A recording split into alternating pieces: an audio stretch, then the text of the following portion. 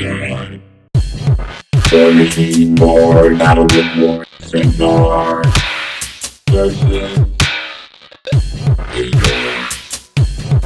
Yeah, so we've got another bat rep, and it's Cygnar versus Khador, as is often the case on our channel. And I've got a tournament coming up, and so I'm practicing Nemo 3, and I've gone ahead and, like a dirty Cygnar player, I bought another unit of Storm Lancers. So looking at quite a lot of Storm Lancers on this channel, yeah, for the foreseeable future. So the list is Nemo 3 with Finch, and the battle group is the Squire and Dynamo and Lancer.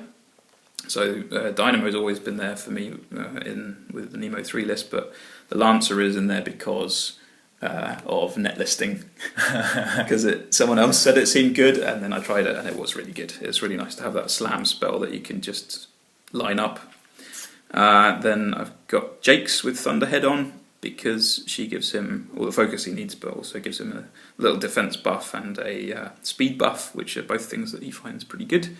And I've got the Journeyman Warcaster, who today is being played by the guy with the hat. Kel Balak, because I forgot my model, sorry. And he's got the Firefly attached as usual. He's there for Arcane Shield for one of the units of Storm Lancers. Then we've got a full unit of Storm Lancers and a minimum unit of Storm Lancers and Lattimore. And I think that's it. So I'm up against Leon today. Hello. Hello. And your list looks like that. My list is slightly more straightforward than yours. Mm-hmm. So I made some slight changes to my Butcher 3 list. As you guys know, Steve and I play each other quite regularly, and I felt my list could be slightly better tuned towards facing Cygnar. So of course still Butcher 3, and this battle group consists of Behemoth, Ruin of course, a Demolisher, no, Devastator, as well as 2 Juggernauts. So I'm going for more Jack spam, for better piece trading, and also more less mitigation for Electro Leaps, which is of course very prevalent in most of his lists, especially this one. Yeah. But again, I wasn't too concerned with Electro Leaps anymore, with more Jacks and having less infantry on the board than the snipers I had before. And then also to protect Butcher, mainly for another matchup against Striker 2, but it's still relevant here, is the Ogren Bokur or Midwinter and Madeline. It's something her last name is. And that was a list, so fairly straightforward. Yeah. Yeah. So it's a pretty nasty looking list because of all the heavies. It's 5 heavies. And yeah, hard to kill Butcher. Butcher's pretty heavy on his own. Here's the scenario. It was entrenched. So got lots of terrain up, and Leon, you won the roll-off. Yeah, I decided to choose sides. I think the zone on my right with the forests provided some nice protection for Butcher to kind of sit in a corner, score some points, and then slowly make his way to the trench, and then potentially even your zone later in the game. That's really what he wants to do. Yeah. So I also kind of deployed in that fashion where Butcher kind of faced the edge of the zone, still being able to provide some focus range towards the other zone if I move my Devastator there.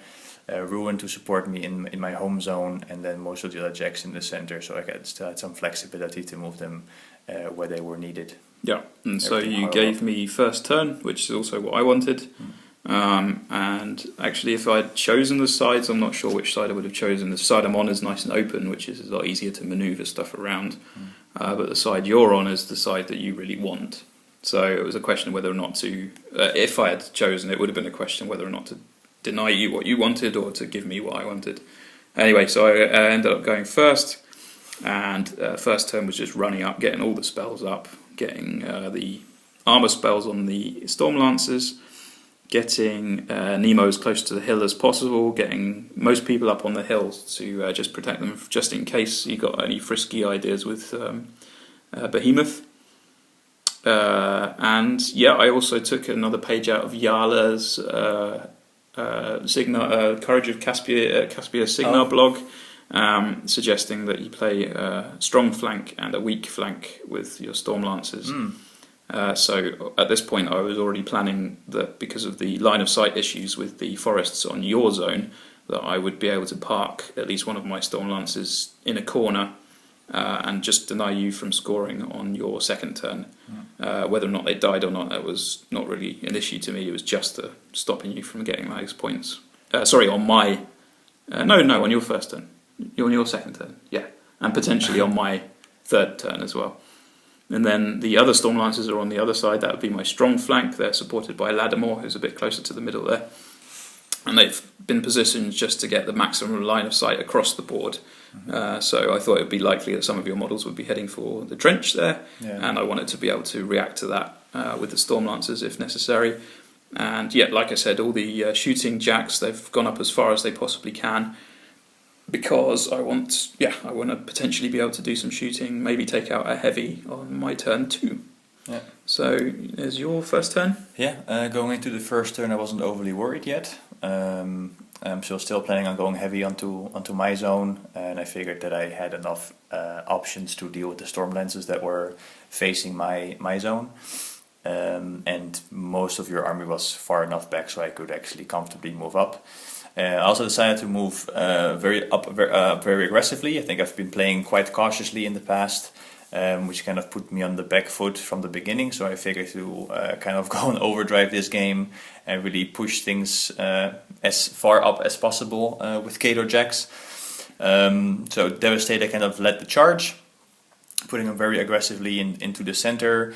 The Juggernaut slightly behind him, so that they can also countercharge and something. Well, not countercharge, but at least in case he is engaged, help him out by charging in the following round. Behemoth moved behind the Juggernauts. Also, everything just ran up, and Ruin went into the zone, standing behind the fuel cache objective. We both had fuel cache, by the way. Yeah, I rolled the dice to choose mine. I always forget to choose what to take. And Butcher also moved up behind this battle line, and then the support kind of lagged behind to make sure that things don't get electro-lapped on. So I kept them a little bit farther back. So yeah, I felt I had a pretty good board position, much more aggressive than normal, and I think I had a couple of options also for the next rounds to move into various zones and give you some problems to think about. I feel like this kind of aggression is the right way to go with Khador. Because of the speed issues, you kind of want them to be as far up as possible anyway. And it's frightening because there's 5 heavies, and depending on where I choose to put my stuff, you're going to be able to charge me on the next turn, unless I charge you. Yeah. So it's pretty frightening thing to look at. So I had to deal with that. Another thing that's quite important to note in this game is there's a pack of cookies deployed on the left of the field there. I felt like I had a plan, and we would just see how that went. Now the Lancer arc node was the key to this plan, because what I could do, because of the jacks that are quite tightly grouped up with Butcher in the centre of the board, I would probably be able to get a slam onto one of those Juggernauts and knock it back into a lot of your other stuff. So that was the first part of the plan. So that's what I did. So I got the Lancer into position and then activated Nemo and feated before I forgot to feat straight away. Very important to get that feat up. And then so I decided it was going to be a round of shooting this turn. And because I managed to knock down that Juggernaut, he was a nice target for all of my guys. Although Khador jacks aren't really that hard to hit anyway, but it's nice to have a target for making sure the electroleaps go your way you want by moving a jack with a slam. And so the main thing was getting Dynamo up there. He was just about within 15 inches, so I could just walk straight up and just completely unload into that Juggernaut, and he went down very quickly. It's kind of brutal how the shooting with Dynamo works. Yeah, I think it's pretty good that you can't really get a speed buff unless it's Nemo 2. Obviously, you can't get a speed buff with him because then he would be 17-inch threat range with that gun is crazy. But then if you're taking Nemo 2, you're not taking Nemo 3 with his crazy feet. So and then Thunderhead came up and did his own work on the second Juggernaut, and I think he almost didn't quite take him down. He was on 3 boxes or 4 boxes left. Yeah. And it's worth mentioning that I put the Firefly right up in the trench there. Yeah. Just to get all the buffs for the shooting. And and I think Nemo took a shot at the Devastator and then missed it with double ones. The activation's gone to pot here. I can't tell you what the activation was anymore. And Lattimore then moved up. Oh, that's right. Lattimore came in. Yeah, managed to finish off the Juggernaut and did an Electron generator onto Butcher. Took off a couple of boxes, and then I was pretty happy because we had 2 heavies down. Was it the decision for you to even feed this early on? Yes. So you figured if I can take two heavies out, it's worth a feed. And, because it was both Juggernauts, so that's 24 points. So having you play your next turn at basically 30% strength army was pretty amazing. Yeah. Those Juggernauts are really, really good for just anything except shooting, basically. So it's nice to be able to take them down. I did target the Juggernauts because of the range, so Behemoth was just a little bit too far away, and otherwise I would have definitely focused on him because I perceive him to be more dangerous. Although he was further away, so I don't know. Maybe that's bad prioritization. So I was looking at. So I hadn't moved the Storm Lancers yet at that point, but your left flank has opened up completely. I don't feel like there's any threat there at all, so I really swung the Storm Lancers on the right-hand side all the way around to your back corner, so that if you even thought about coming near my zone on your turn, I didn't leave anything in the zone, so you could have scored on that, but whatever you put in there would have died on the next turn.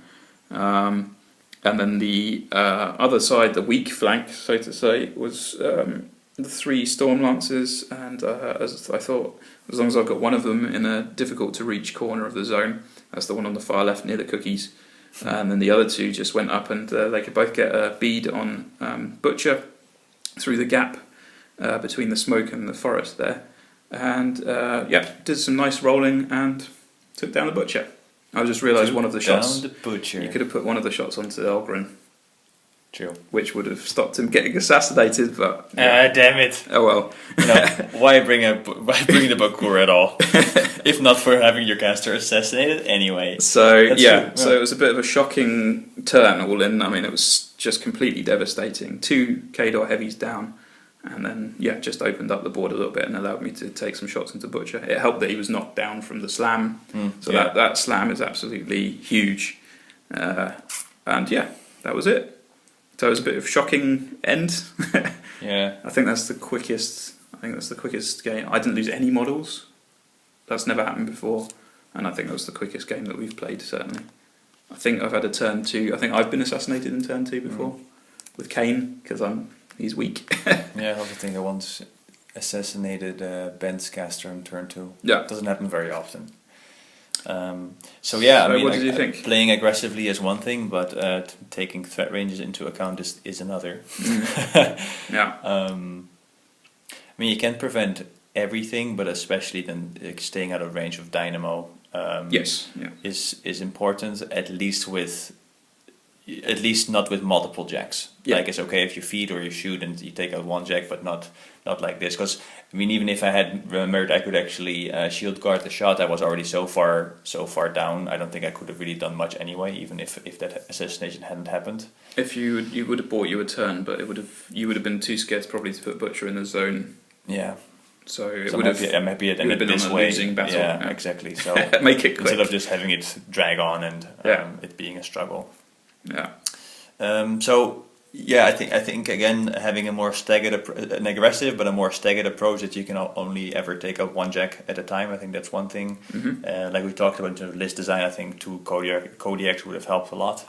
Against shooting, definitely, Decent. That would have protected Butcher from being assassinated. The option to shoot Behemoth behind the cloud wall wouldn't have been there, or you didn't shoot at him, but at least theoretically.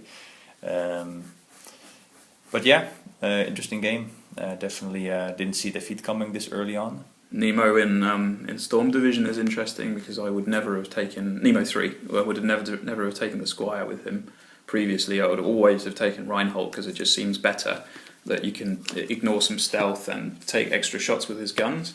But I really changed my mind about that. I really think it's a trap to worry about him shooting because he needs to be pretty close, even though it's a control range gun. 14 inches is slightly dicey against someone who's got some reasonable shooting with Squishy Caster. So it's really nice to be able to play him just a couple of inches further back, not worry about him shooting too much. Nice if you can do it, but whatever.